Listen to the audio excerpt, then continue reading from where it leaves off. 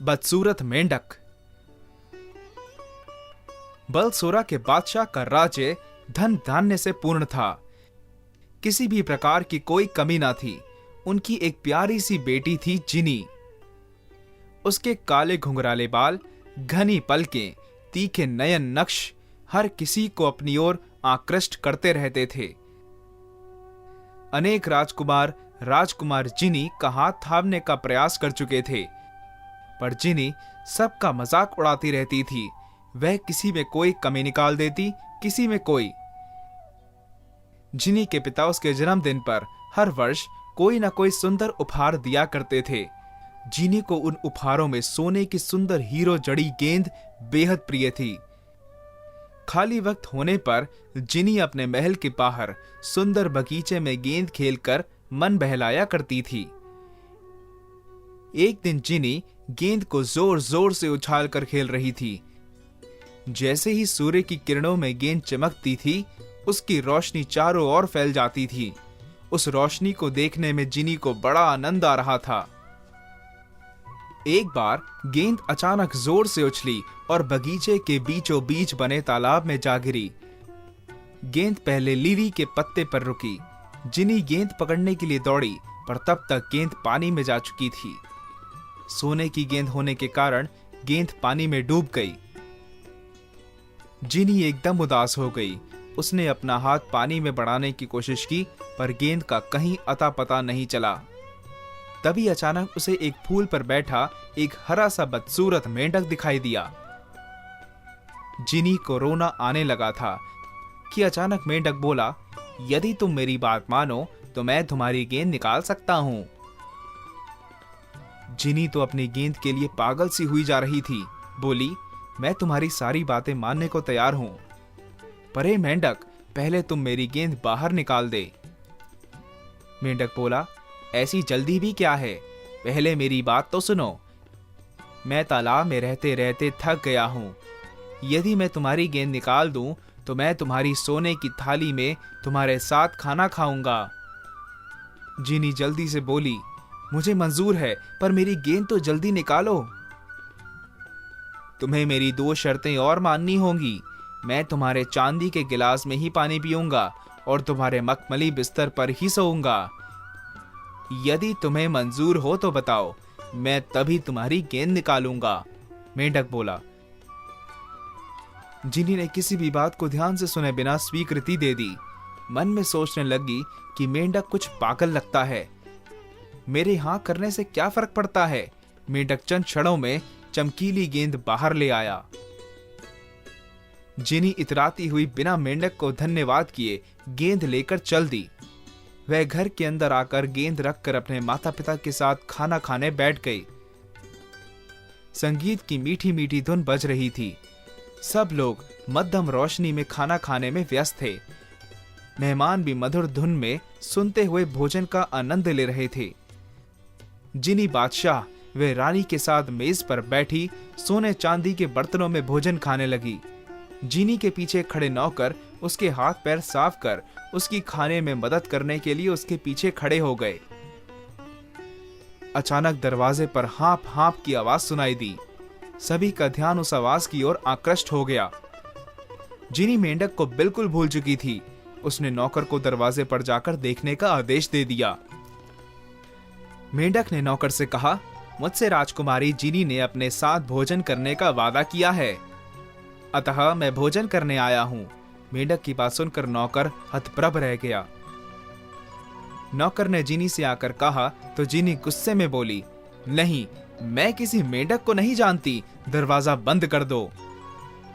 नौकर दरवाजा बंद करने जाने लगा तो बलसोरा के बादशाह बोले, प्यारी जिनी, याद करो, कहीं तुमने किसी मेंढक से वादा तो नहीं किया। हम शाही लोग किसी से वादा करके तोड़ते नहीं। पिता की बात सुनकर जिनी घबरा गई। उसने देखा सभी मेहमानों की निगाहें उसी पर टिकी थी। जिनी ने चुपचाप मेंढक को अंदर लाने की स्वीकृति प्रदान कर दी। मेंढक बोला, जिनी, मैं तुम्हारे पास बैठकर भोजन करूंगा। जिनी ने मेंढक को अपनी कुर्सी पर बिठा लिया। तो मेंढक बोला, तुमने मुझे अपनी थाली में भोजन कराने का वादा किया था, मैं तुम्हारी थाली में भोजन करूंगा, मुझे मेज पर पहुंचा दो। मेंढक की बात सुनकर जीनी को बहुत गुस्सा आ रहा था, परंतु वह अपने पिता की निगाह देखकर चुप हो गई। उसने मेंढक को चुपचाप थाली के पास बिठा दिया। मेंढक के भोजन शुरू करते ही जीनी ने अपने हाथ रुमाल से पोंछ लिए। उसे बदसूरत मेंढक से बेहद चिढ़ हो रही थी। जीनी ने अपने खूबसूरत चांदी के गिलास में पानी पीना शुरू कर दिया। मेंढक बोला, जीनी, मुझे भी अपने गिलास में पानी दो ना, मुझे बड़ी प्यास लगी है। मेंढक की बात सुनकर जीनी ने गिलास अपनी तरफ खींच लिया और गुस्से से मेंढक को देखने लगी। इस पर मेंढक बोला, गुस्सा क्यों होती हो जीनी, तुम्ही ने तो वादा किया था कि अपने चांदी के गिलास में मुझे पानी पिलाओगी। जीनी ने खिसियाते हुए गिलास मेंढक की तरफ बढ़ा दिया और चुपचाप उठकर चल दी। मेंढक के मुंह से जीनी बार बार अपना नाम सुनकर जली भुनी जा रही थी। तभी मेंढक बोला, अपना तीसरा वादा भूल गई क्या? मुझे भी बड़ी नींद आ रही है, अपने साथ मुझे भी ले चलो। जीनी गुस्से में बोली, नहीं, कभी नहीं। तभी बादशाह प्यार से जीनी से बोले, प्यारी बेटी, तुम्हें वादा करने से पहले सोचना चाहिए था। अब वादा किया है तो मेंढक को भी अपने साथ ले जाओ। जीनी के पीछे हाँप हाँप कर उछलता हुआ मेंढक भी चल दिया। 2 सीढ़ी ऊपर जाने के बाद ही मेंढक बोला, मैं बहुत थक गया हूं, मुझे भी ले चलो उठाकर जीनी। जीनी ने चुपचाप मेंढक को उठा लिया और सोचने लगी कि इसे खाली कमरे में छोड़ दूंगी। थोड़ा आगे जाकर जीनी ने मेंढक को एक खाली कमरे में बंद कर दिया और अपना कमरा अंदर से बंद करके सोने चली गई। जीनी अब निश्चिंत थी कि मेंढक को दूसरे कमरे में बंद कर दिया है। इसी निश्चिंतता के कारण जीनी को लेटते ही नींद आ गई। पर कुछ ही मिनटों बाद दरवाजे पर हाँप हाँप की ठक ठक सुनाई दी। जीनी की आंख खुल गई और वह डर गई, कहीं उसके पिता को मेंढक की आवाज सुनाई ना दे जाए। उसने चुपचाप दरवाजा खोल दिया और जमीन पर पड़े कालीन पर मेंढक को सो जाने को कहकर स्वयं पलंग पर लेट गई। पर मेंढक जीनी को तंग किए जा रहा था और जीनी झुंझलाते हुए भी कुछ करने में असमर्थ थी। सुलाना चाहती हो? अपना वादा भूल गई क्या? वादा वादा वादा! जीनी गुस्से से भर उठी। उसने मेंढक को उठाकर जोर से खिड़की की बाहर फेंक दिया। पर यह क्या, वह पलट भी ना पाई थी कि उसने देखा कि बगीचे में गिरते ही मेंढक राजकुमार बन गया। चांदनी में राजकुमार का यौवन और भी निकल रहा था। राजकुमार को देखकर जीनी ठगी सी रह गई। ऊपर से ही बोली, तुम कौन हो? मैं तुमसे मिलना चाहती हूं। राजकुमार ने जीनी को नीचे आने का इशारा किया। जीनी मेंढक से जितना ऊब चुकी थी, राजकुमार के पास जाने को उतना ही व्याकुल हो उठी। वह राजकुमार के पास पहुंची तो राजकुमार से मेंढक के बारे में पूछा। राजकुमार ने मेंढक के बारे में बताया। मैं भी तुम्हारी तरह सिर्फ सुंदर चीजों से प्यार करता था। एक बार मैं शिकार पर गया था कि जंगल में मुझे एक बदसूरत परी मिली। मैं उसे देखकर हंस पड़ा। बस उस बदसूरत परी ने मुझे श्राप दे दिया कि तुम जिस सुंदरता पर घमंड करते हो वह बदसूरती में बदल जाएगी और तुम हमेशा के लिए एक बदसूरत मेंढक बन जाओगे।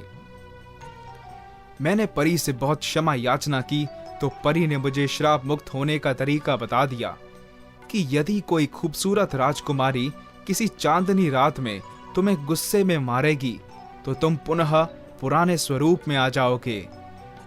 यदि मैं इस प्रकार की शर्तें ना रखता और रात में तुम्हारे बिस्तर पर सोने की जिद ना करता तो हरगिज़ रात में मुझे गुस्से से मारने वाली तुम जैसी राजकुमारी ना मिलती और मैं श्राप मुक्त ना हो पाता। बगदाद के राजकुमार मुबारेक की बात सुनकर राजकुमारी जीनी का दिल पसीज उठा और वह उसे इज्जत के साथ महल में ले आई। सुबह को उसका परिचय अपने माता पिता से कराया। फिर बहुत धूमधाम से राजकुमारी जीनी और राजकुमार मुबारेक की शादी हो गई।